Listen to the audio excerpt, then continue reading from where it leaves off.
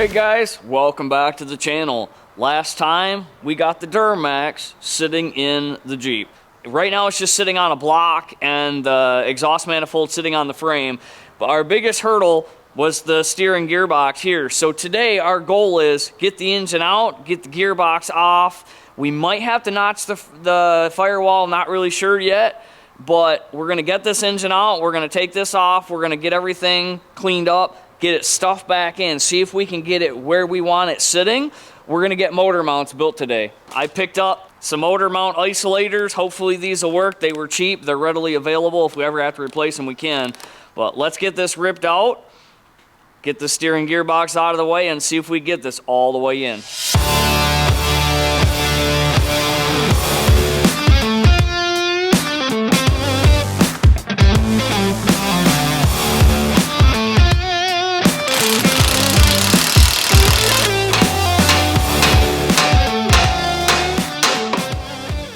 Probably should unhook the steering shaft first. Let's go ahead and tie the steering wheel straight. The reason we had to tie the steering wheel straight is because of the clock spring. The clock spring is what allows all your controls to work on the steering wheel and still be able to turn. It's brand new, I just replaced it. These Jeeps have an issue with it, so I don't want to break it.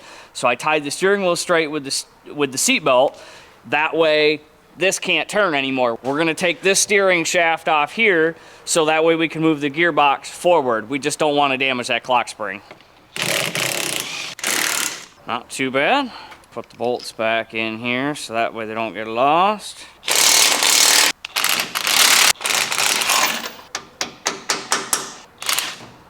There we go. Oh, have no idea how this is gonna go, but it's out. We're gonna go ahead and take this track bar off because it's just in the way right now. We'll put it back on later. Much easier than doing it from under the Jeep. Now that we got the steering gearbox out of the way, let's go ahead and lift this back up. Let's roll the Jeep back under and see if it fits any better.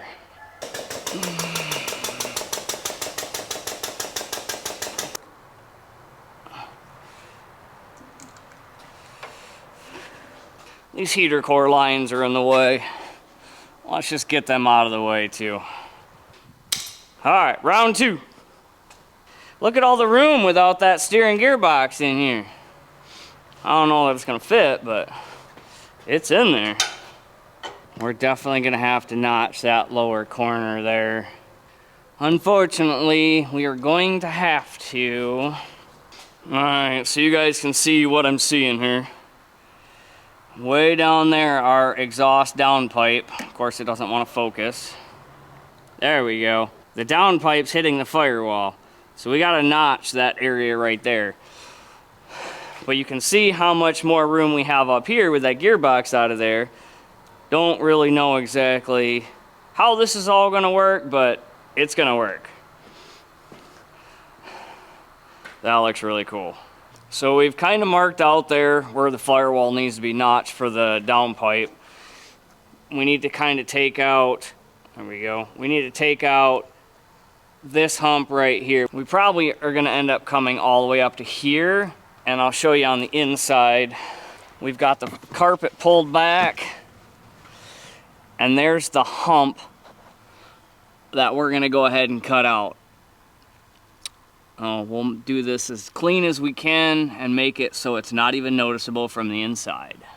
All right, we're gonna cut out, I don't know exactly where yet, but we got to get the exhaust down in here. So we're gonna go ahead and I guess cut up here, and we'll cut that corner out. And we'll kind of push it in a little ways. Not sure how this is gonna go, but we're gonna get her done.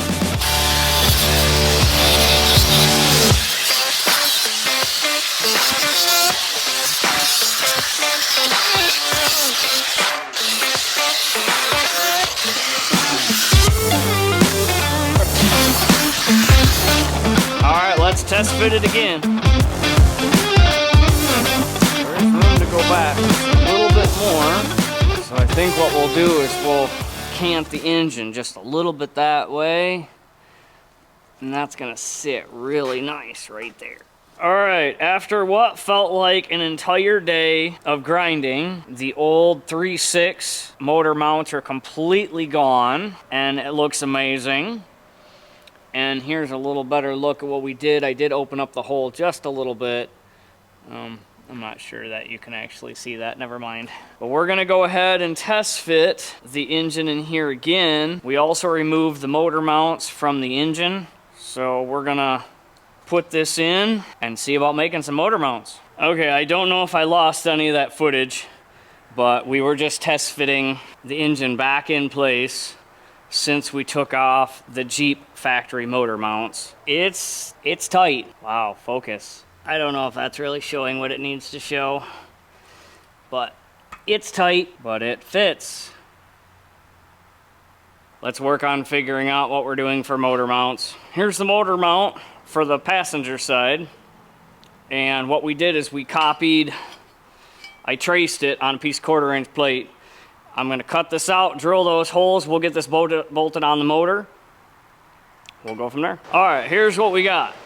This is what we're gonna bolt to the motor, and we'll look at having, it actually bolts like this. We'll look at having a piece of channel or something come off this way, and then we'll have another mount that it sits on. So as I get it together, we'll show it to you. Let's see how we can get this here. Oh yeah, that looks pretty good. This is our passenger side motor mount. Not bad. Weld's not the prettiest thing in the world, but if you'd have seen it before I welded, you'd know why. So that's passenger side, and here's frame side. There we go. We do need to do some gusseting on this one. This is just kind of get it setting in place.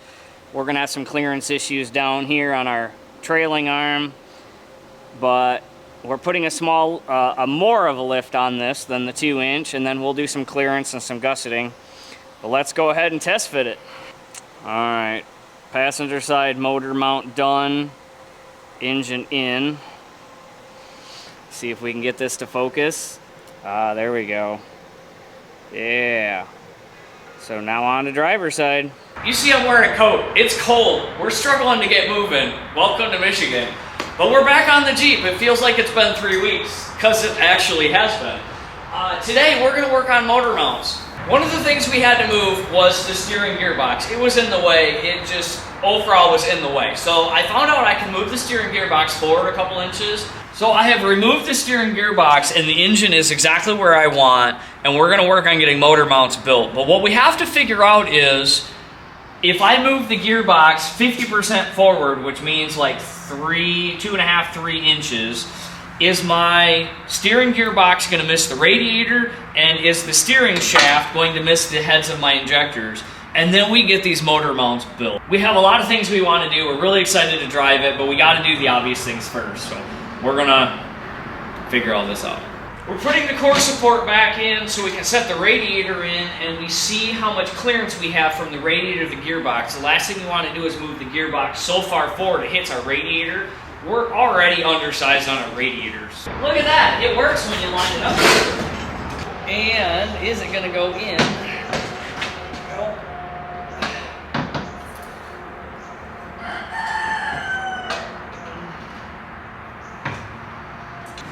This is a cold case radiator. I scored this on Marketplace for 60 bucks. They said it had a leak, but they admitted they thought they had a leak and put a new radiator hose on, or they put a new radiator in and it didn't stop the leak, so they put a radiator hose on and that fixed it. So I don't think it has a leak, even if it does. These are $500, I paid 60 bucks for it. Hopefully this will keep this diesel cool. What we need to figure out now is if the gearbox is gonna fit, moving it forward if the radiator's not in the way.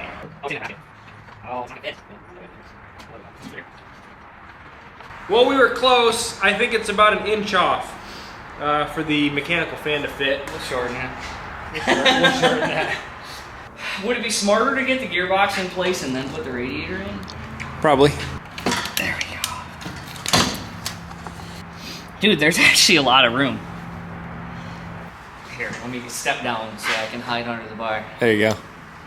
Oh, that didn't work out exactly how I was hoping to, but that's how these builds go. Doesn't matter where we put the steering gearbox, we cannot get the power steering pump back where it goes. But once the engine is in place, the steering gearbox can stay where it is The radiator is just fine. I'm not planning to run AC on this, at least not for right now, so we're gonna look at building a bracket around the power steering pump where the AC compressor is, because I do wanna go hydro boost.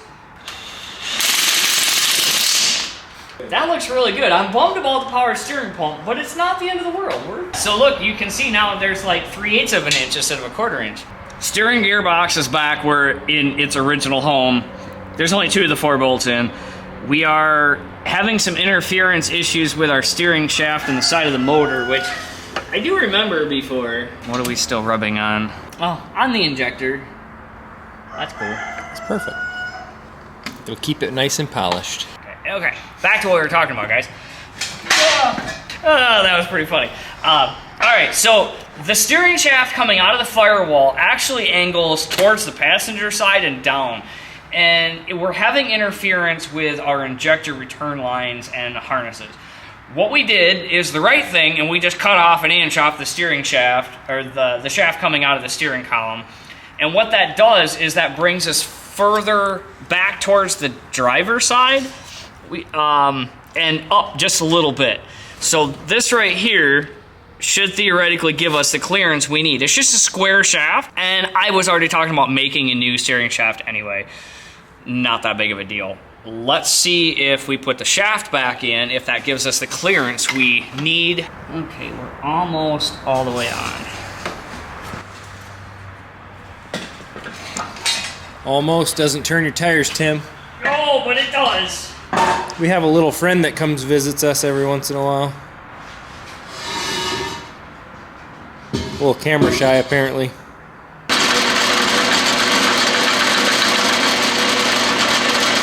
Good drilling job, Tim. Yeah, nice and center.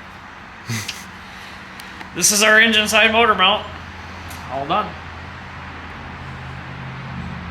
Now for the frame side. All right, guys, here's our engine mount setup. Tim's getting it bolted in place. And this is engine side, obviously. And next we'll be working on the frame side. So the idea is, and again, we're gonna have to cut it down, but if we do something like this, we notch it so it kind of comes down and like this, so that way the mount is sitting in it like that. It's gonna get our height up so we have more clearance to our arms here. It's kind of the best case scenario we could find with what we're working with, because ideally you do something like this, but we just don't have that much room. Even if I cut this down, we just don't have that much room. So I think this will be plenty strong enough if we weld it to the frame like this. That's what we're gonna try and do anyway. All right, if you go back and check out our videos, when we were making the engine mounts for the green truck, I did an amazing job at blowing the holes out. So now we're gonna see how Tim does on his engine mount.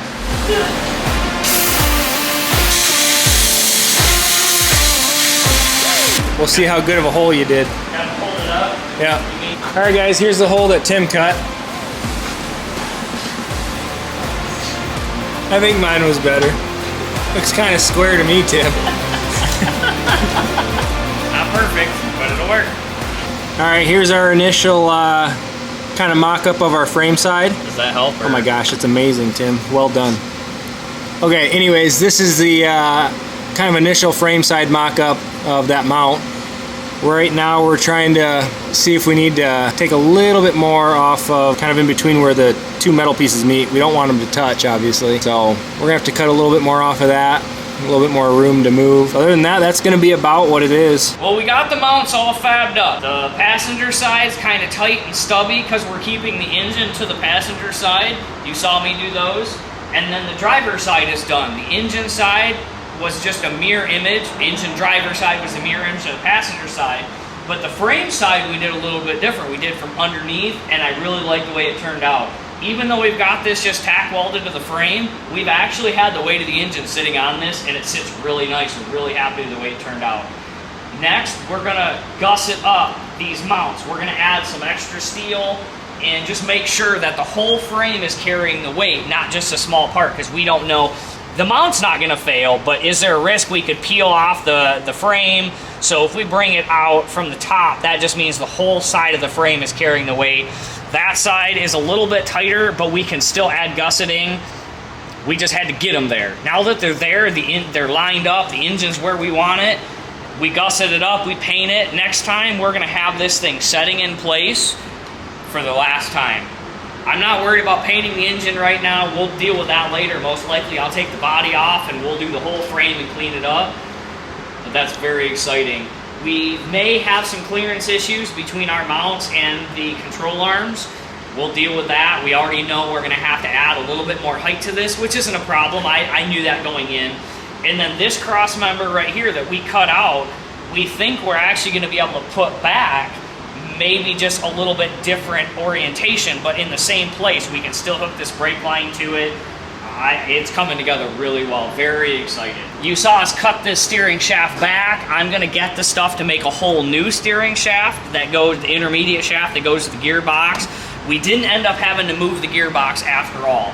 But because we cut that, I gotta make a longer steering shaft, and it's gonna be better. It's gonna give us more clearance going with an aftermarket steering shaft. Overall, it's working out really well. Very happy with it. All right, and there they are. We got our engine mounts completely fabbed up and painted. So there's our driver side. Tim did a good job on that. And then here's our passenger side. Looks pretty good.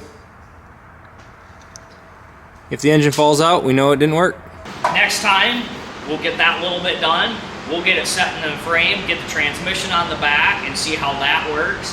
Thank you so much for joining us. If you haven't caught the few videos prior to this, you definitely need to check those out to see the progress that we've made. Thank you so much for watching. If you haven't caught the previous videos on this or our other builds, go back and check those out. Until then, like, subscribe, and we'll catch you next time.